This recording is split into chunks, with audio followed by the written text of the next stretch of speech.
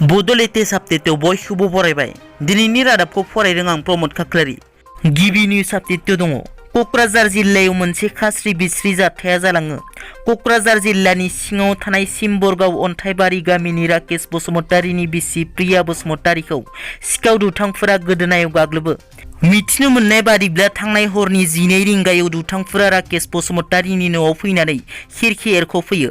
बे समावनो दुथांफोरा राकेश बसुमतारीनि बिसि प्रिया बसुमतारीखौ गोबौ हाथियारजों गाज्रियै गोदोनायाव गाग्लोबना गालाङो। मख'नो गोनांदि प्रिया बसुमतारीखौ दायो देहा फाहामसालियाव फाहामथाय होगासिनो। नैथियाव दङ। थांनाय 8 सेप्तेम्बर खालारखालि उदालगुरि जिल्लानि नलबारि गेलेग्रा फोथाराव एनडिएफबिनि गायसनगिरि आफादगिरि रन्जन दैमारि आरो जोबथेसालियाव जोबनानै दोनजानाय बारग' एनडिएफबि केडारफोरखौ थाबैनो उदां खालामनांगौनि दाबिजों सुबुं गौमा होस्रिखावनाय हाबाफारि जानानै थाङो। बे बाराव चिरां जिल्ला बारग' एनडिएफबि इउनाइटेड फरामा फैगौ 25 सेप्तेम्बर खालारखालि चिरां जिल्लानि हाग्रामा ब्रिजआव फुंनि 10 रिंगायाव एनडिएफबिनि गायसनगिरि आफादगिरि रन्जन दैमारिजों लोगोसे जोबथेसालियाव जोबनानै दोनजानाय बारग' एनडिएफबिनि सोद्रोमाफोरखौ उदां खालामनांगौनि दाबिजों सुबुं गौमा होस्रिखावनाय हाबाफारि लानाय जायो।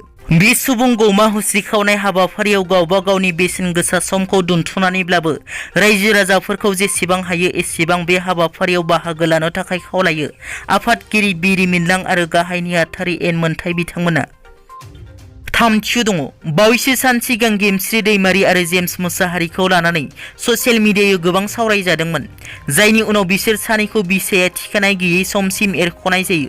नाथाय दायो आरोबाव सानैसो बर'नि महरगिरिफोरनि माखासे फट' आरो भिडिअ भाइरेल जानायखौ लानानै ससियेल मिडियायाव गोबां सावरायगासिनो। बे भाइरेल जानाय फट' भिडिअआ जुदि थारैनो बर'नि महरगिरिमारब्ला बिसाया बिनि सायाव मा राहा लागोन बेखौ समाजो मिथिसिगोन। बिसोरनि बेबायदि भाइरेल जाबाय थानाया बिसाखौल' नङा, दुलाराय बर' हारिखौबो बदनाम खालामो। ब्रैथियाव दङ। दिनै उदालगुरि जिल्ला बारग' एनडिएफबि वेलफेयार ससाइटिया मोनसे प्रेस मिट होयो। बे प्रेस मिटआव बिटिआर गोरोबथा जानायनि उनाव बारग' एनडिएफबिफोरनि दानि थासारिखौ लानानै खेंफोरथि होनाय जायो। बे प्रेस मिटनि गेजेरजों फोरमायोदि एक्स-एनडिएफबिफोरा दिनै मानो नासयजादों, सरकारा दिनै मानो नुनानैबो नुयै बायदि थादों। एनडिएफबिनि अनगा रावबो गुबुना बर'नि थामथि गोरोबथाखौ खालामनो हानाय जैगता गैयामोन। जाय गोरोबथाया एनडिएफबि, आसाम सरकार आरो भारत सरकारनि गेजेरावल' जानो गोनांमोन। बेयाव जुदि गुबुना हाबदेरफायामोनब्ला बे गोरोबथाया साबसिन गोरोबथा जासिनबायमोन। गोरोबथानि दफायाव लिरनाय बादिब्ला एक्स-एनडिएफबिफोरखौ जैगता बादियै सरकारि साख्रियाव थिसननाय, मोननो गोनां रांखौ खनसेयावनो होनाय, दावहायाव थैनाय सुबुंफोरनि नखरनि मानसिनो 5 लाखनि अनसुंथाइ होनाय, बर' सेंग्रा सिख्लाफोरखौ रैखाथि हानजायाव थिसननाय। नाथाय एक्स-एनडिएफबिफोरा बेफोर मोनथायनिफ्राय जानगाराव थानो गोनां जादों। बिनि अनगायैबो प्रेस मिटनि गेजेरजों गोबां मोननांगौ मोनथायफोरनि सायावबो फोरमायो। जोबथायाव जेसेबां क्रिमिनेल केस दं बेफोरखौ थाबैनो फोजोबनांगौ।